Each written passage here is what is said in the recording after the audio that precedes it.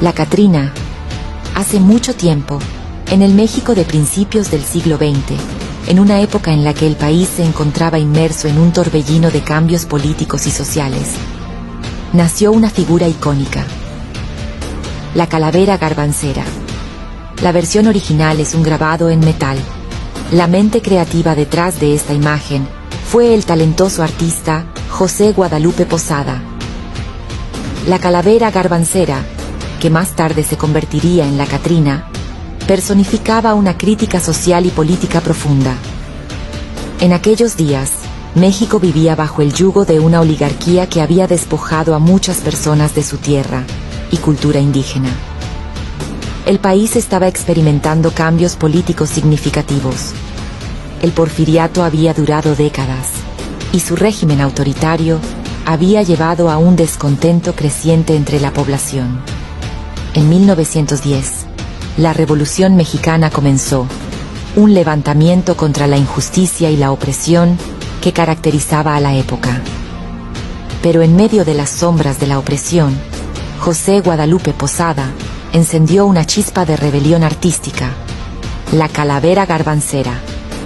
La palabra garbancera se usaba para referirse a aquellos que, a pesar de tener raíces indígenas, renegaban de su herencia, vendiendo garbanzos y pretendiendo ser europeos, ya fueran españoles o franceses.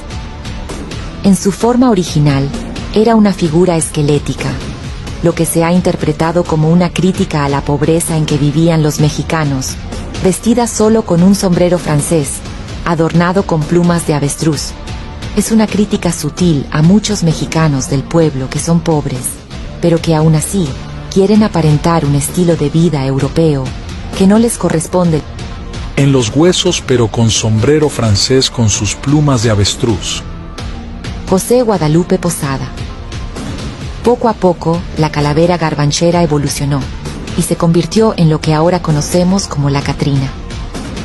Esta transformación se debió en gran medida al muralista Diego Rivera, quien la incorporó en su famosa obra Sueño de una tarde dominical en la Alameda Central. Con el tiempo, la Catrina se convirtió en un símbolo del Día de Muertos en México, un día en el que las almas de los seres queridos regresan para ser honradas.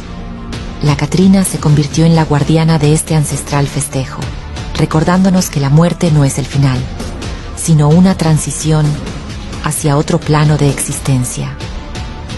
La Catrina es mucho más que una figura elegante y esquelética.